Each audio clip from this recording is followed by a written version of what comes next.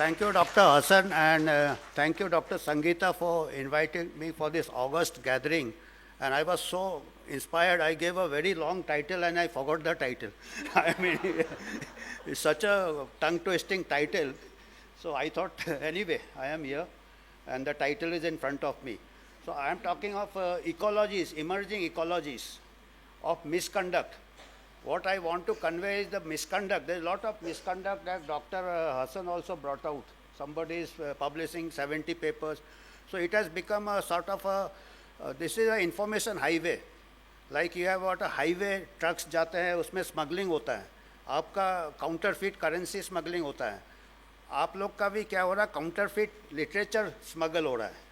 Counterfeit, because it can harm equally as narcotics. Because that literature is counterfeit.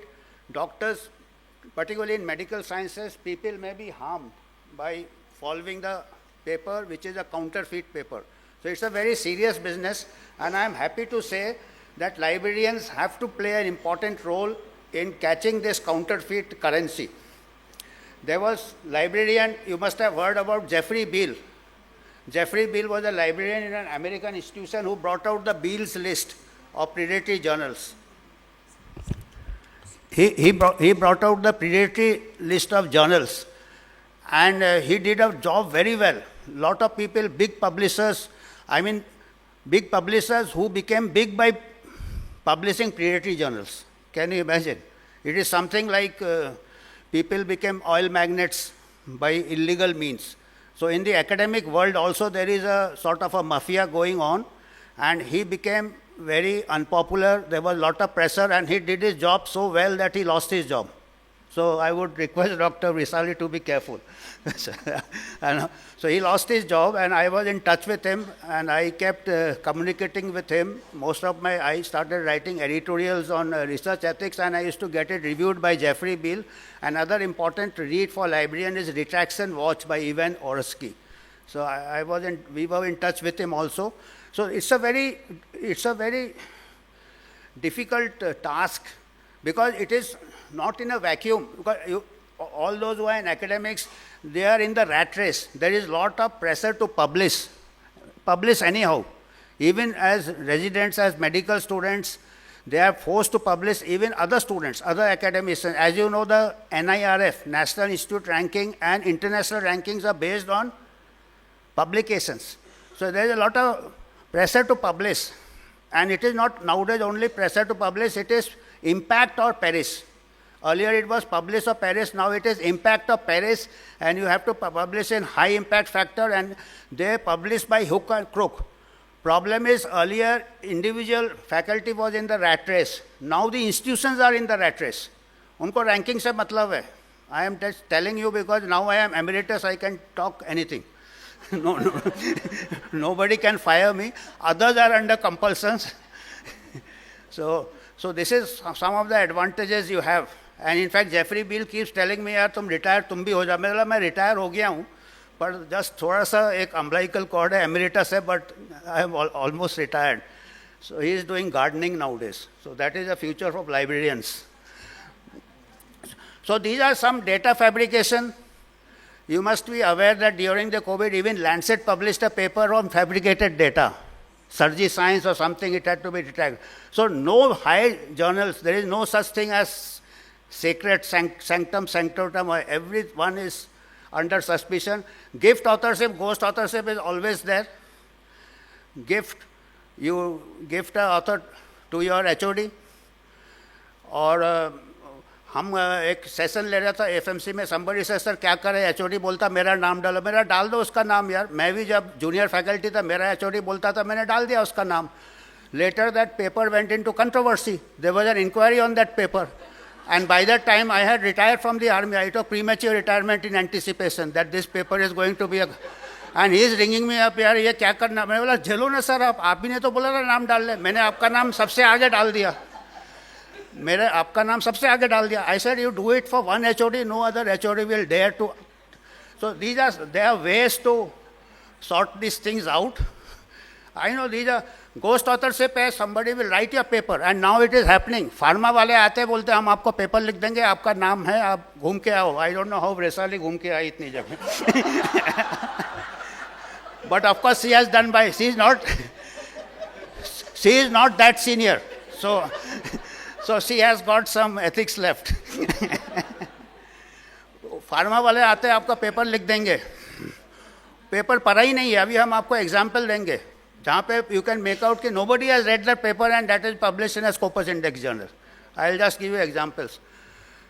So now the metrics, now they are questionable practices. वो पता भी नहीं चलता. वो gaming the metrics. Now we want to have citation, H-index.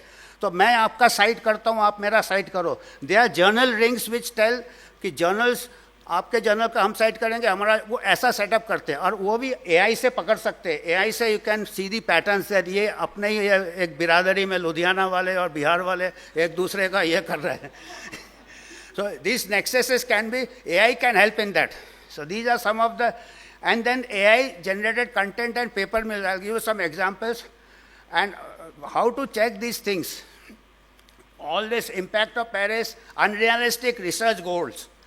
उसको कदम crawl करता है बच्चा, उसको बोलते हैं भागो. मेडिकल स्टूडेंट फर्स्ट ईयर में आता है, उसको बोला पेपर पब्लिश करा है, उसको एनाटॉमी फिजियोलॉजी नहीं आता यार, उसको नॉर्थ साउथ नहीं मालूम है, पेपर वो फिर एआई यूज़ करता है. आई मीन ही और she has no choice. It has become institutionalised. That is the problem. I mean you can't blame the researcher. You have to, the culture is there, NIRF is there, other metrics are there, consultants are there, they come and tell you how to publish papers.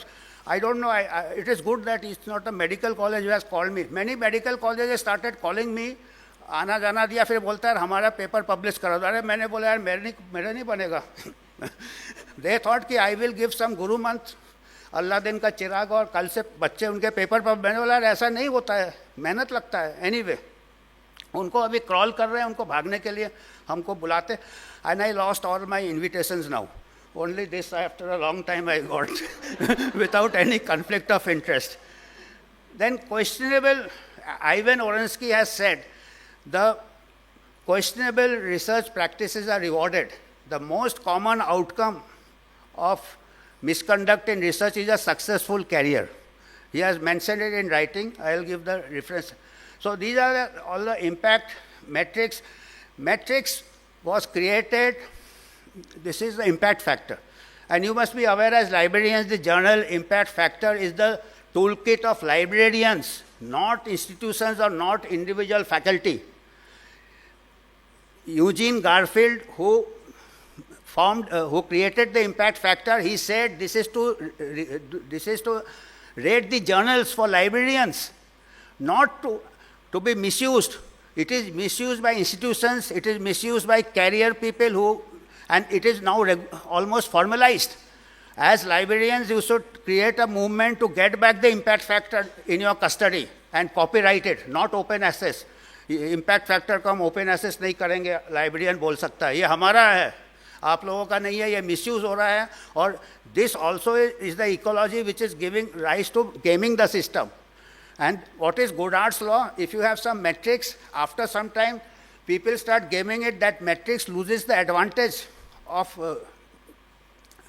like nowadays, every middle class family का बच्चे को 12th में 90% से नीचे मिलता ही नहीं है. 90, 95%, 90%, सभी को 90 मिलता, तो मतलब everybody is mugging up and gaming the system.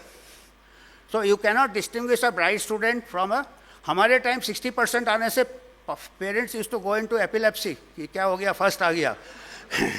59% आने से हाई सेकेंड डिवीजन आया, तभी भी इज्जत होता था. आजकल 80% आने से दे गो इनटू डिप्रेशन कि 90% के ऊपर नहीं आया. Now similarly is happening with your publication matrix. Everybody is gaming the system. Everything is fake now. Plagiarism वगैरह कईयों को मालूम नहीं रहता. Librarians can guide young authors. We have, because हमारे यहाँ एजुकेशन सिस्टम ऐसा है कि रोट लर्निंग होता है, टेक्स्ट बुक में है. तो प्लेगरिज्म, रिव्यू ऑफ लिटरेचर में librarians help the young authors. They think review of literature मतलब इधर से कट करो, उधर से पेस्ट करो, रेफरेंस दे दो. People are not aware. We have got some example. One reviewer said कि ये वेल डिस्क्राइब्ड है, introduction discussion has been copied and verbatim from other sources. The author's reply was, I have done review of literature, how I can do review of literature without copying from other sources? I mean, this is the honest reply from author. So we have to see, we have to interact with the author and guide them. Then another, one paper, one reviewer suggested to add another reference. अब वो क्या करते हैं, वही बदमाशी करते हैं, अपना ही पेपर को रेफरेंस करने बोलते हैं, क्योंकि वो भी तो गेम खेल रहा है ना, वो अपना साइटेशन बढ़ा रहा है. तो ऑथर ने क्या किया, उसका पेपर चेप दिया पूरा का पूरा. We sent it back to him, बोलता हमसे हमारा प्लेगराइज कर लिया. अरे बोला आप ही ने तो बोला था रेफरेंस डाल लिया, हमारा ऑथर समझ में नहीं आया. वो सोचा कि आपका वर्ड्स चेंज कर देगा तो सैक्रिलेज हो जाएगा. तो ऐसा मतलब ऐसे होते हैं, मतलब दोनों साइड से गेमिंग चल रहा है. Author was more innocent than the reviewer who wanted to add his paper into the whatever. I mean, these things are there. These are called questionable practices. You cannot say this is dishonesty. अच्छा, फिर ये duplicate publication तो होता है कि दो journal में हो retraction, this you may be knowing. So in such cases we try to be as tolerant and try to educate the authors within the limits of editorial responsibility and integrity. If it is really wrong, we have to go. Then there are certain acts of commission, deliberate acts of plagiarism. You see, many published in predatory journals. Often universities try to cover up such acts, and one of the COPE members had said that I don't go to a university where there has been not at least one case of dismissal due to misconduct. इसका मतलब अगर ढूंढोगे तो misconduct आपके college में भी मिल जाएगा, आपके backyard में भी मिल जाएगा. अगर आप नहीं है मतलब आप कुछ कर नहीं रहे हो. जैसे यहाँ पे पूना में आप जाओ, कोई ट्रैफिक फाइन नहीं लेता है, एक्सीडेंट्स रोज होता है. कोई जेल नहीं जाता है, 3 लोगों को मार देता है दारू पी के, थोड़े दिन इंक्वायरी होता है, पता नहीं क्या होता है. तो ऐसे एकेडमिक वर्ल्ड में भी ऐसे ही हो रहा है. ये बड़ा इंटरेस्टिंग केस है. Few years back before the image and all was there, this on the left side we got a paper in our journal, some earring, some lesion behind the ear, some dermatological. We send it to a reviewer. Reviewer का paper का ऊपर title दिया है some Atitya Mehboob. She was a dermatologist from Pakistan, and this was her paper on the right side. If you see on the right side, she wrote back, this image has been lifted from my paper. You just see the earring is the same. Actually, Pakistani हो चाहे Indian हो, ladies they always see the jewelry first.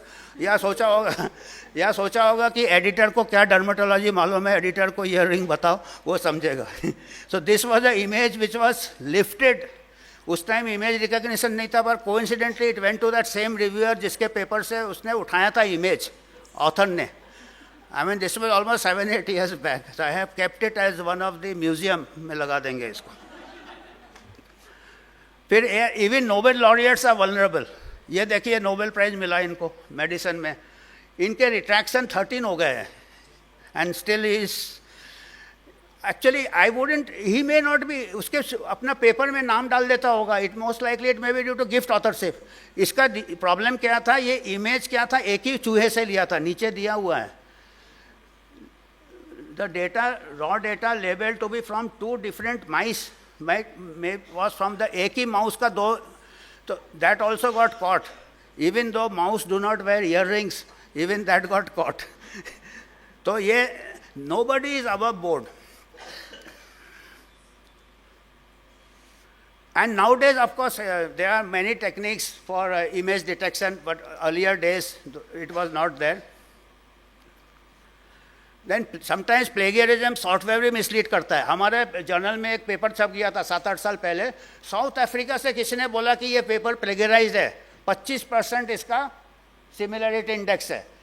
तो हमने जब check किया तो देखा कि जो प्लेगराइज मटेरियल जो बता रहा था वो हमने रिव्यूअर को भेजा था, रिव्यूअर के पेपर से मैच कर रहा था. उसने पेपर का नाम लिया, मैंने बोला ये तो रिव्यूअर ही है यार, इसके अगर वो प्लेगराइज करता है तो वो रिव्यूअर खुद बोलता मेरा पेपर से प्लेगराइज किया है, उसने तो क्लियर कर दिया. तो I we send it back to the South African. फुर्सत में होगा, वो चिट्ठी के ऊपर चिट्ठी लिखे जा रहा था कि इतना सिमिलरिटी इंडेक्स है. तो उसने बोला नहीं, you are trying to cover up. Then we send it back again to the reviewer कि ये कह रहे हैं प्लेगराइज है. उसने पूरा को-ऑथर्स का पता बोलता है ये plagiarize, because what happens, this is similarity index. Without, you have to use human judgement. Many medical terms and other terms similarity आ जाता है. You have to see whether it is genuine plagiarism, वो कहता है कि जिसके घर से चोरी हुआ है वो कुछ नहीं बोल रहा है, तीसरा आदमी बोल रहा है इसके घर से चोरी हुआ है, वो बोल रहा है मेरे घर से चोरी नहीं हुआ है यार. आई मीन दैट मीन्स कि false positive, no this AI, you cannot leave everything to AI or to, you have to use a human judgment. Then we told the South African कि वो फिर हमको बड़ा स्ट्रॉन्ग लेटर लिखा कि हम international committee में आपका जर्नल का रिपोर्ट कर. मैंने बोला कर दे तू यार, हमारा रिव्यूअर खुद बोल रहा है और उसी के पेपर से आप बोल रहे हो. So it is not very straight forward. It is just like nowadays आपको पूरा पेपर देखना चाहिए. जैसे कोई मेडिकल में जाता है, the doctor has to first examine and symptom then do the investigation. It is just like doing a investigation first and then एक एबनॉर्मल वैल्यू आ गया. आजकल डॉक्टर भी ऐसे ही करते हैं, पेशेंट को नहीं देखेंगे, 10 इन्वेस्टिगेशन कराएंगे.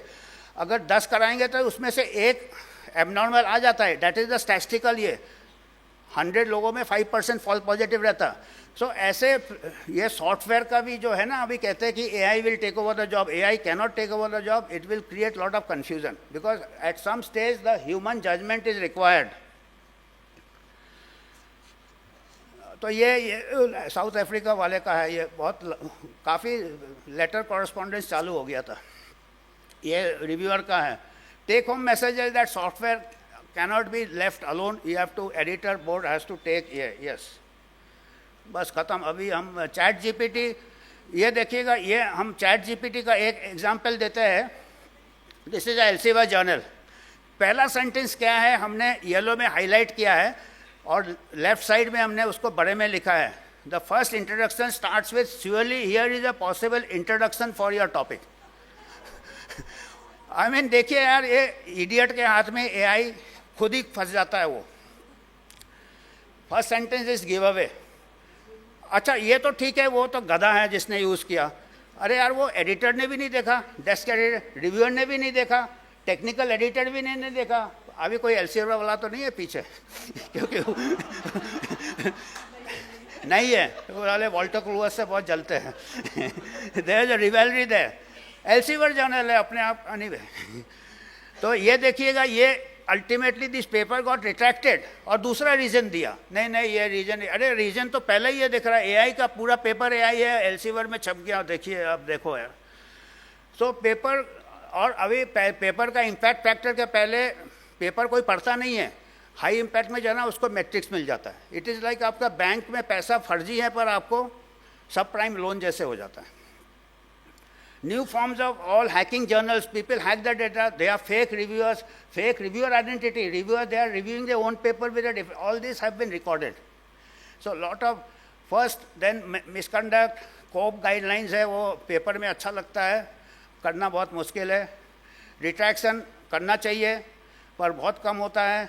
और ये bootlegging of counterfeit literature, bootlegging का जो माफिया होता है, बिग नेक्सस और स्टेक होल्डर. ये क्या 3 मिनट अभी हो गए क्या? ये ताली का नहीं काउंट करेंगे. बिग नेक्सस सभी फंसे हैं इसमें. Everybody is in that. वो क्या है ना, एक प्रकार से माफिया में फंस गए. सीधा आदमी, हीरो हीरोइन सब फंसे हुए. डॉन को पकड़ना मुश्किल ही नहीं, नामुमकिन है. उसका फेसलेस है, नेमलेस है. ये है don, faceless academic don. These are some of the references. References मैंने 3 सेल्फ साइटेशन किए हैं. Not because this is also questionable. इसलिए क्या है कि उसमें सेल्फ साइटेशन में क्या है, उसमें दूसरे रेफरेंसेज है. मैं एक ही इसमें लाना चाहता था. This is not a paper. In a paper this would be 3 self citation is questionable practice. But this is a presentation, so I can get away. So this, thank you. Don को पकड़ना ये है. Thank you.